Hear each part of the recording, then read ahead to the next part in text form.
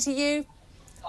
Good morning, Julia. I'm in beautiful Szczecin in northwestern Poland, where all the trains at the main station are running perfectly to time. See what you like about the Poles? They run the trains on time. That's what we like. I can't even imagine what that would be like to get. I don't think I've got a plane or a train in the last 3 years that's run on time.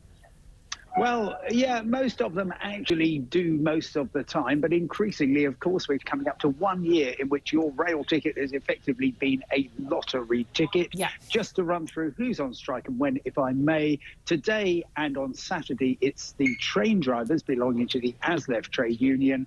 On Friday, it is the RMT union, which is people who don't drive trains but do lots of other really important things for train operators. It affects over a dozen train operators, including all the big long distance and commuter companies. And indeed, if you're travelling to an airport today, well, Heathrow's got a service on the Elizabeth line and the Piccadilly line.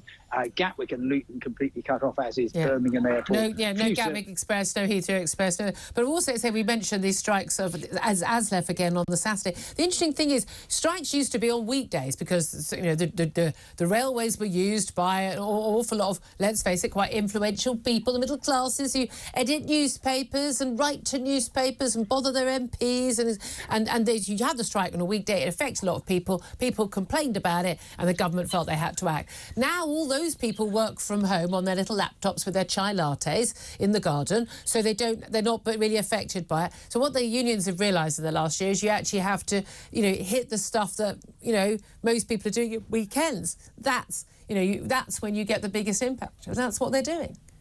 Yes, and talking to Mick Whelan, the General Secretary of the Aslef Trade Union, he says, absolutely, we didn't target deliberately the FA Cup final or the Epsom Derby. He just says, we're going for Saturday because that's the big travel day.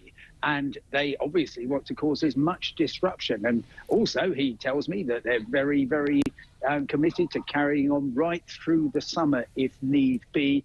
Bear in mind, these are the first national strikes since the 1980s, and they've been going on for almost a year. I calculate up until today, Aslef have been out 10 times, the RMT union 24 times. And of course, the government says we've offered a perfectly reasonable pay deal. Railway finances have collapsed since COVID, and you're not getting any more. And the unions say we jolly well are. Yeah, indeed, holding the rest of the country to ransom. It's interesting also, the Border Force and Home Office staff apparently are threatening to go on strike to ground Rwanda migrant flights if they ever do look like they're going to take off, to try and block new laws to tackle channel boats. I mean, that would be fascinating if there's a strike not about pay, but about we don't agree with the government policy when we're, by the way, neutral civil servants. But I wonder, the impact that will have, as we've seen, actually, haven't we, that actually when they bring the army in, it actually works much better and more smoothly. When you're travelling back from Poland, I wonder, are you going to be hit by the same problems with e-gates as certainly my sister and many, many, many hundreds of thousands of others were hit with, by the way, with a 2-year-old. That was fun. The e-gates problems at all the airports, where basically the entire e-gate system went down in the whole country.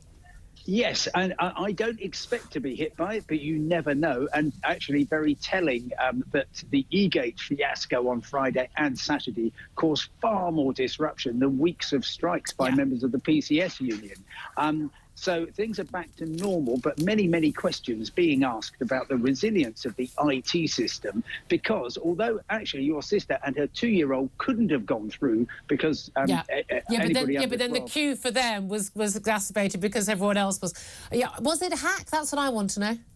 Well, that's what a lot of people are saying, and they're saying the same thing happened to the British Airways IT system on Thursday. Yeah. I generally think that that foul up is more likely than conspiracy. However, bear in mind that normally when you're going through the e-gates, about 70% of people, because it's not just Brits, it's EU citizens, it's Americans, Canadians, New Zealanders, Australians, Singaporeans, South Koreans and Japanese. They can all use it. 70% of people go through with the e-gates. Suddenly, they're not working. You've trebled the amount of work for people. We're going to keep our fingers crossed for you getting back safely from Poland and a train running on time. That's always good to talk to you, Simon Calder. Thank you very much.